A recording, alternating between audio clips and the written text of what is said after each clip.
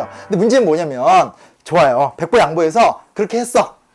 그래서 우리 사회가 발전했으면 좀 덮을 수가 있겠죠. 좀 덮을 수가 있겠죠. 근데 그렇지 못했다는 게 이승만 대통령이 대단한 업적이에요. 간단해요. 대실패를 하신 분이에요. 13년간 통치하면서 대한민국이 바뀐 게 아무것도 없었어요. 그게 아주 좀 심각한 문제인데, 첫째 뭐냐? 정치 부분은 말할 것도 없죠. 결론적으로 54년 이후에 점점 이승만 대통령에 대한 어떤 그 지지도가 떨어져 가요. 확 떨어져 가요. 자유당도 제일 처음에 창당 53년인가 선거 때는 대승을 거뒀다가 점점 의석수가 줄어들어가요. 그리고 문제는 뭐냐면 1960년대쯤이 되면 이승만 대통령이 나이가 80이 넘어버리거든요. 곧 죽을 거라는 거예요. 그러니까 자유당은 그 다음 차세대 포스트 리더가 필요한 거죠. 아마 이름 들어보셨을 거예요. 이기붕이라는 사람. 근데 그 사람은 그렇게 뭐 리더십이 있었던 사람도 아니거든요. 근데 그 사람 앉히기 위한 여러 가지 공작들 속에서 이제 3.15 부정선거가 진행이 된 거죠. 이거 되게 유명한 일화잖아요. 그렇죠? 무슨 투표하러 들어갈 때 3인조, 9인조에서 3명, 9명 같이 들어가고. 같이 들어가니까 왜 같이 따로 들어가냐, 비밀 투표인데 하면 이제 했던 말이 뭐냐면 정확하게 투표를 하시기 위해서 부득이하게 같이 들어간다. 정확하게 1분을 찍으러 같이 들어갔다, 뭐 이런 얘기겠죠. 그렇죠? 그런 것부터 시작해서 온갖 부정선거가 자행이 되다가 4.19혁명을 통해서 무너졌으니 그가 제대로 된 정치 질서를 운영했다? 이건 전혀 아웃인 거죠. 그리고 실제로 여긴 쓰지는 않았지만 그 이후에 이제 20하고 수립이 된 다음에 수립이 되자마자 한 6개월 동안 신문 발행 부수, 노조 만드는 거, 온갖 등등등의 어마어마한 민주적 욕구가 마구마구 올라가요. 무슨 얘기냐면 13년간 그런 것들을 하나도 안 해줬다는 얘기인 거예요. 그러니까 우리는 언제나 뭘 얘기하냐면 그 소위 말하는 친박정희 계열의 사람들이 무슨 얘기하냐면 봐라, 이승만 무너뜨린 다음에 4.19혁명 이후 우리 사회가 얼마나 혼란했냐. 그래서 부득이하게 5.16 군사 쿠데타를 한 거다. 이렇게 얘기하거든요. 근데 그거 거짓말인 거예요. 왜냐면 그만큼 4.19혁명 이후에 사회가 혼란스러웠다는 것은 그만큼 13년간 이승만 대통령이 한 게 없다는 거예요. 사회에서 요구하는 다양한 형태의 민주적 욕구를 하나도 수용을 안 했다는 거거든요. 근데 그걸 갖다 또 쿠데타의 어떤 이렇게 합리화시키는 용어로 쓴다는 것 자체가 좀 어처구니가 없는 거죠. 두 번째, 경제. 이것도 말할 필요가 없죠. 경제 성장이 없었어요. 자연적 성장이라는 게 있겠지만 거의 뭐 원조 경제입니다. 실제로 이제 요즘에 좀 경제사학적 분석으로 뭘 얘기하냐면 58년에 원조 경제가 끊겨요. 미국이 더 이상 기존과 같은 형태로 원조를 못해요. 돈이 없어서. 그래서 그걸 끊으니까 그때부터 이승만 정권의 경제가 막 휘청돼요.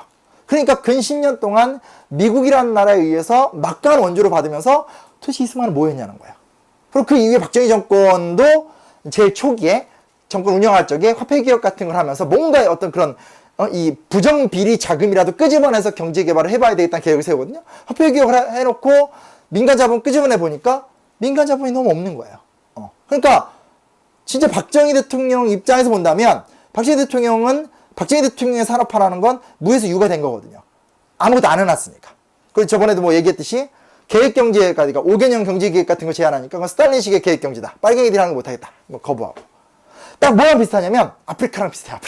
아프리카. 그 죽은 원조라는, 그러니까 검은 원조인가 죽은 원조인가 뭐 이런 책이 있어요. 제가 얼마 전에 흥미롭게 읽었던 책인데 뭐냐면 그 원조의 역사를 막 분석을 하면서 아프리카 원조를 다룬 얘기인데 결론은 뭐냐면 아프리카 원조는 실패했다 이 얘기예요. 그러니까 돈을 아무리 쏟아부어도 여러 가지 이유. 근데 그 중에 한 이유가 뭐냐면 이제 아프리카에 아시잖아요.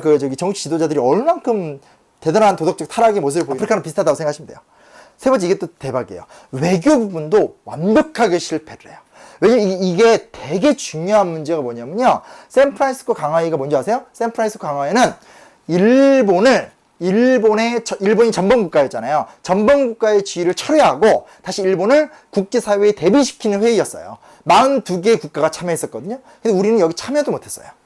참여도 못했으니까 당연히 우리가 전범국가로부터 받은 피해보상 같은 것에 대한 어떤 그런 국제적인 근거점을 하나도 못 만들게 되는 거죠. 그래서 실제로 샌프란시스코 강화회의에서도 완벽하게 배제가 됐고, 여기에서 배제가 되면서 그 다음 한일 협상을 할 때도 이승만 정부가 유일하게 외쳤던 게 임시정부의 적법성이었었거든요. 그런 것들도 제대로 안 먹히게 되고 하면서 결국은 계속 실패하는 거죠. 물론 이제 이승만 본인은 독립운동가 출신이었던지라 어떤 이 친일적 태도를 보이진 않아요.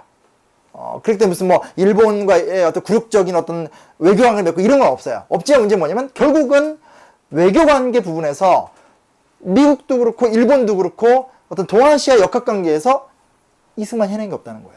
근데 그에 비해서 이걸 비교해 본다면 김일성 같은 경우는 그 당시에 북한을 본다면 북한은 아주 탁월한 외교를 하거든요. 소련과 어디냐 저기 중국이라는 국가들과 어떤 지정학적 지위를 이용하면서 굉장히 많은 원조를 얻고 그 외교적 리더십의 수완 같은 경우가 70년대 초반까지 계속돼요. 그럼 왜냐면 중소 분쟁 같은 게 일어났었을 때도 중소 분쟁이면 쭈니까 소리는 막 사이가 나빠지는 거잖아요. 그러면 이제 자칫 잘못하면 특정 라인에 꼈다가 개피 볼 수 있는데 희한하게 두 나라랑 다 친하게 지내면서 두 나라로부터 엄청난 구애와 엄청난 지원을 받거든요. 근데 그건 결국은 외교 리더십인데 그런 부분에서 이승만은 뭘 보여줬냐는 거예요. 미국이나 일본 같은 나라들에 대해서 얻어낼 것도 많고 이용할 수 있었던 장점이 있었음에도 불구하고 답답한 거죠. 사회문화 부분은 제가 혼자 앉아서 한참 고민해봤는데 아무것도 없어요. 그래서 이거는 평가 자체가 별로 의미가 없다. 밑에 무슨 일이 있었지? 뭐 50년대 때 실존주의가 유행하고 뭐 그게 뭐 이승만 때문인가? 아무튼 그래서 할 얘기가 없어요. 그러니까 참 너무나 초라한 성적표다. 이런 걸 갖다가 이런 얘기는 하나 제대로 된 답변도 하지 않으면서 무슨 그 네 무덤에 침을 뱉어라 이런 책 같은 거 보면 뭐 막 나오는 게 뭐냐면 무슨 학교를 세웠고 교육 대통령이었고 자유민주주의를 발전시켰고 말도 안 되는 소리 하게 되는 거예요. 그래서 대실패다라는 걸 좀 평가를 해볼 수가 있습니다.